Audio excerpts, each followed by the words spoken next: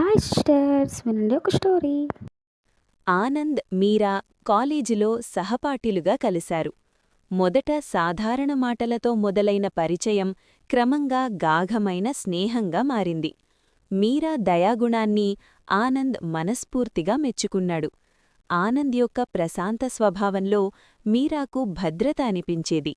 స్నేహం దెబ్బతింటుందేమోనన్న భయంతో ఆనంద్ తన ప్రేమను మౌనంగా దాచుకున్నాడు. ఒకరోజు మీరా మరో నగరానికి వెళ్లబోతున్నానని చెప్పింది. ఆ క్షణమే ఆనంద్ ధైర్యం తెచ్చుకొని తన ప్రేమను చెప్పాడు.